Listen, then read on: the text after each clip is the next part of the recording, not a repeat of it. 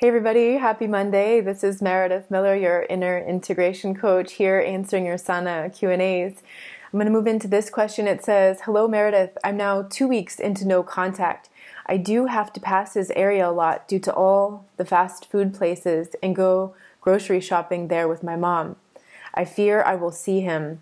I hope he isn't stalking me on my YouTube channel, Instagram, and other social media sites. I'm doing better here and there. I think about him and get sad. I want to fully heal, which is taking a while. I'm afraid to get a job because sometimes I can be fine and suddenly thoughts of him can come back. I just want to be 100% healed. Do you have anything I can do to keep myself happier? I wake up early in the mornings and I cry, or just let the sadness happen so I can get better soon." Okay, so you're talking about the social media sites and whatnot. So be sure to check your privacy settings on social media. What you want to share with the public, what you want to share with your friends or your contacts on whatever circles you're using. And each of those social media sites, has different parameters around privacy. So you need to decide what works for you so that you can still do what you want to do with the social media outlets, but also protect yourself in the ways that you need to. And don't be afraid to moderate things, to moderate comments, to ban people, him or anybody else who goes on there and, says really crappy stuff to you. You're allowed to delete that. You're allowed to ban a user. You can, stop a certain person from commenting more on your YouTube channel. You can block a person on Facebook. I'm not sure how it works on Instagram or other social media sites, but check with each of those. And when in doubt, Google, how to update privacy settings on blah, blah, blah, and see what comes up and use, the tutorials that they have online. Google yourself too to see what's out there. Do that regularly, like every couple months, as it updates, different search results will come up. Do it frequently to see what's coming up so that you know what's out there, so that if you were him and you went to Google and you went looking for you, what would you see? What would be accessible to you or to him, right? So the other thing is, okay, so now like if A, then B. If you think of him, you get sad. If you think of him, you get sad, right? So is that how you want to feel? Do you want to feel sad? Is that comfortable for you? Do you enjoy feeling sad? If not, then you want to stop yourself from thinking of him. You want to not allow yourself to think of him. I know, it's easier said than done. It requires some retraining of your mind, but it's definitely possible to do. And it's a decision that you really want to make to start working on this if you want to be happy. Because the other alternative is to keep thinking about him and keep feeling sad, right? So recognize that's on you. That's your personal responsibility to think of him or not. Now, you can't stop the thought from entering, but the moment the thought enters, you can say cancel, cancel, cancel, or delete, delete, delete, and then reframe or redirect yourself. So if it's a negative memory, like say it's a flashback of something he said to you, oh, you're this and that, right? Or you're just this and that. Cancel, cancel, cancel, I am, and then fill in the blank with something positive that counteracts whatever that was that he was saying about you. Now, say, you're just ruminating, right? The thoughts come in and you're thinking about, oh, that time when we this and that, or when he this and that. Redirect your mind to something else, to something that brings you happiness, to something that makes you feel alive, to something that brings you joy, to something that makes you feel good. That's how you're going to help yourself feel good, is to gain control of your mind and redirect your mind to the things that actually make you feel good. So he makes you sad when you think of him. Now it's your responsibility to start retraining your mind to not think of him so that you don't have to be sad. That's a choice, and that's within your power. So recognize the power of your mind to create negative and positive states.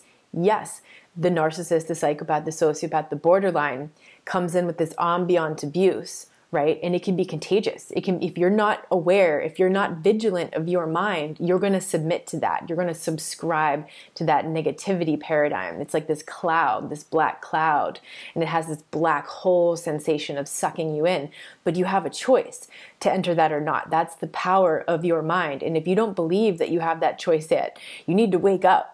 You need to start reading about that. Read about the power of your mind. Understand that you have the power over your mind.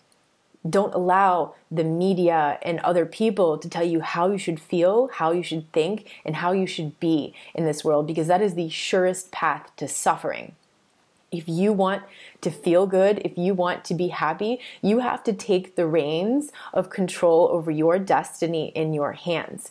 You have to stop blaming other people for making you feel that way. Recognize that you have a choice. You have a choice to think about that or not, right? And the path is thought comes by, and if you don't catch it and do something different, the thought turns into an emotion, and then it sucks you down the black hole spiral. And you're down and in it before you know it, right? And then it's really hard to get back out. That's why you want to grab it right here, pinch that off, cancel, cancel, cancel, delete, delete, delete, and then reframe or redirect towards something positive that makes you feel good. So, you ask, like, what do I have that can help you with that?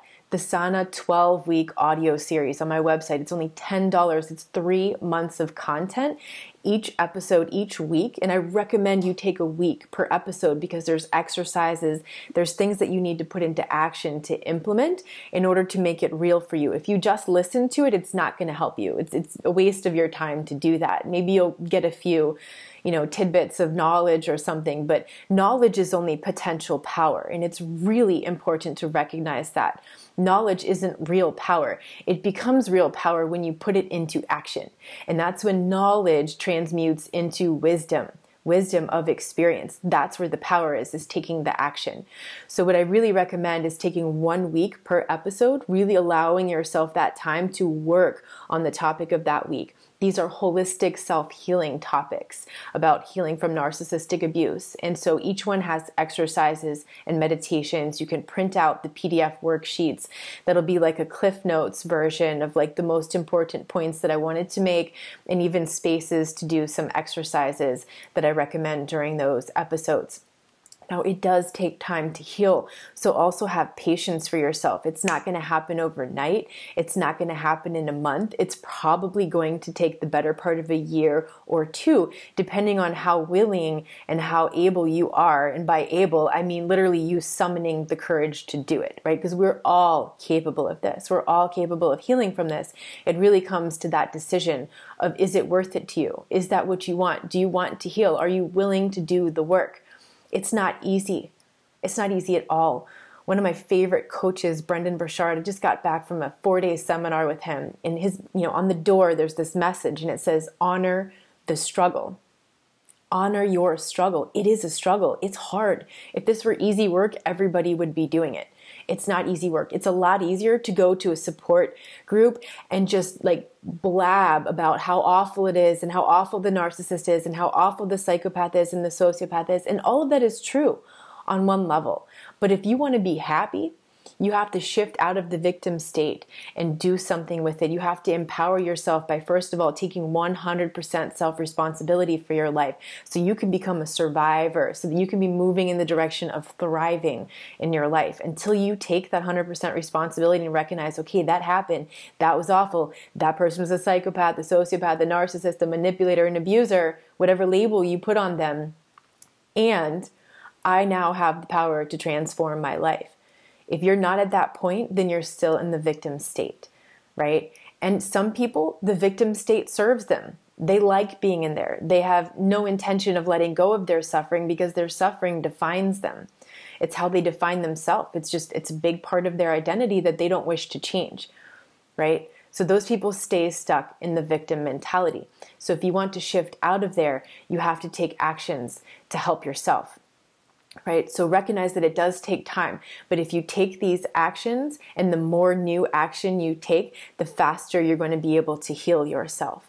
Recognize that your happiness is your responsibility. It is no one else's responsibility. It's not your partner's responsibility. It's not your parents' responsibility. It's not your child's responsibility. It's not your best friend's responsibility. It's not the government's responsibility or the president's responsibility. It is yours and yours alone.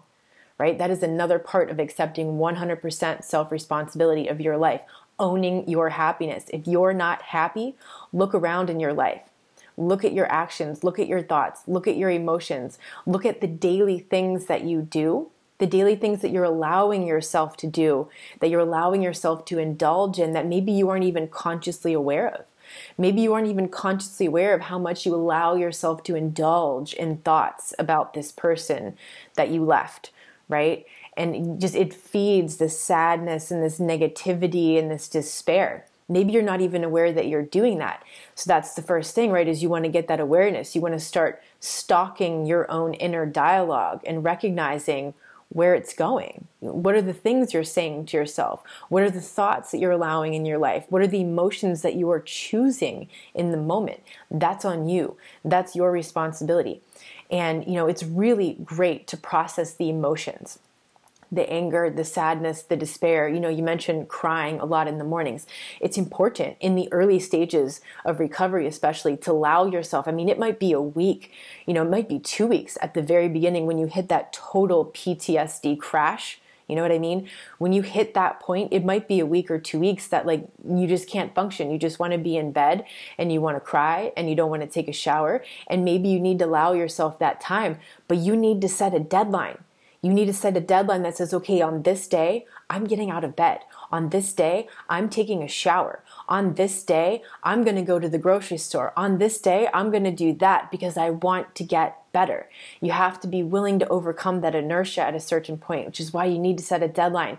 You want to honor the struggle in that space and give yourself that time to really feel those things, to be able to process these emotions and feelings. And at that point when all these memories, the more you're becoming aware of things, it's like all these things start fitting into the big picture. And you're like, oh my God, when he said this, that was that. And when she did this, that was that.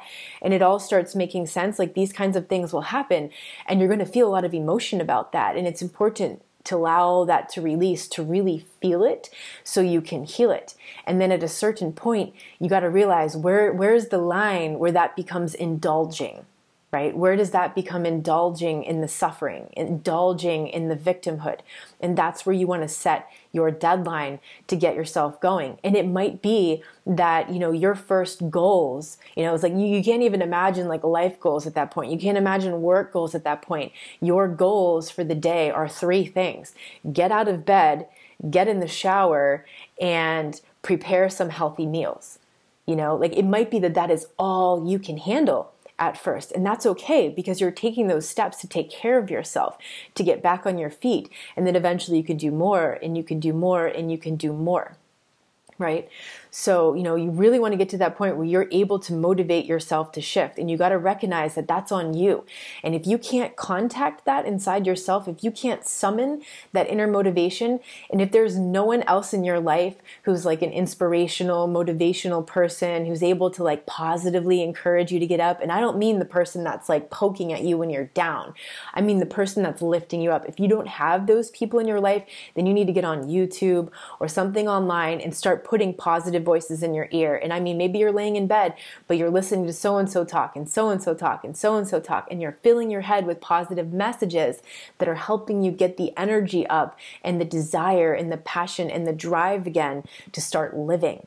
And to stop blaming other people for your unhappiness, for your sadness, putting that responsibility back inside yourself instead of outside. Because if you are seeking your happiness outside yourself, if you are seeking your happiness in external things, that will always lead to a sense of emptiness. It will always lead to a sense of despair, because the true happiness is cultivated from within, and it is your responsibility alone. So if you're not happy with your life circumstances, you need to change your life so that you can be happy. Maybe you don't even know what would make you happy. Maybe you spend a lifetime being unhappy. You don't even know what it's like to feel happy. You just know you have this idea of what it might be like, and you feel like you would like to have that for yourself. So start dreaming and imagining, gosh, what would it be like to feel happy? What would my life be like if I felt happy? What would that feel like? What would it look like? What would my daily reality look like? And journal that, from the moment you wake up to the moment you go to bed, journal your day-to-day reality. The day-to-day reality that feels happy. It starts to give you the sense of, wow, I would actually want to get out of bed for that. I would actually want to jump in the shower and get ready and get out there for that kind of life. That would make me happy. So that's on you. You want to start dreaming about that. If that's not even something you can conceive of right now, start defining what is it that would make you happy. Ask yourself, what are you happy about in your life right now? What are you unhappy about in your life right now? And journal those things so you can really see it clearly. Really see it clearly. And then you have an idea of what actions you can start to take to move yourself in the direction of happiness. So I'm sending you a big hug.